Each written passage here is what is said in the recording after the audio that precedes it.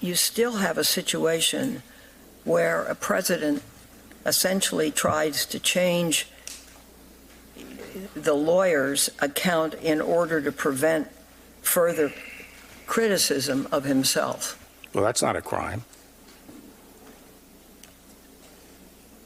So you can, in this situation, instruct someone to lie? No, it has to be, well, to be obstruction of justice, the lie has to be tied to impairing the evidence in a particular proceeding.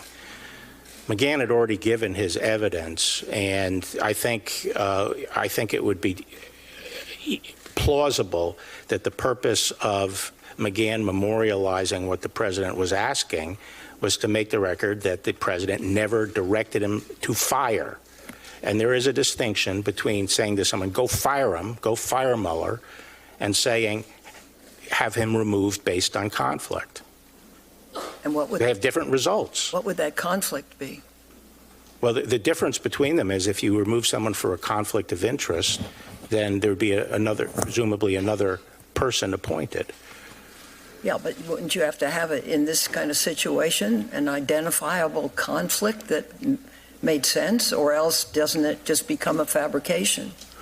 Well, now we're going to shift from the issue of writing the memo or somehow putting out a release later on, and the issue of the actual direction to McGahn. So the question on the direction to McGahn has a number of different levels to it.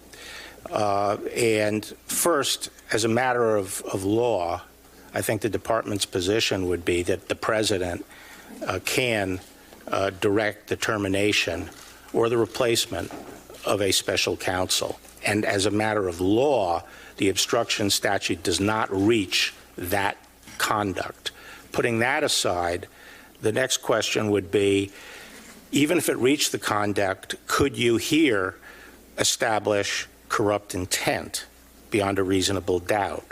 What makes this case very interesting is that when you take away the fact that there were no underlying criminal conduct, and you take away the fact that there was no inherently malign obstructive act, that is, the president was carrying out his constitutional duties, the question is, what is the impact of taking away the underlying crime?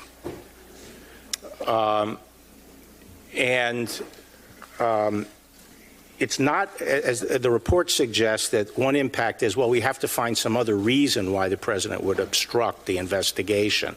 But there's another impact, which is, if the president is being falsely accused, which the evidence now suggests that the accusations against him were false, and he knew they were false, and he felt that this investigation was unfair, propelled by his political opponents, and was hampering his ability to govern, that is not a corrupt motive for replacing an independent counsel.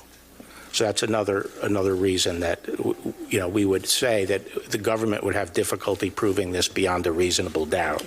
Hey there, I'm Chris Hayes from MSNBC. Thanks for watching MSNBC on YouTube. If you want to keep up to date with the videos we're putting out, you can click subscribe just below me, or click over on this list to see lots of other great videos.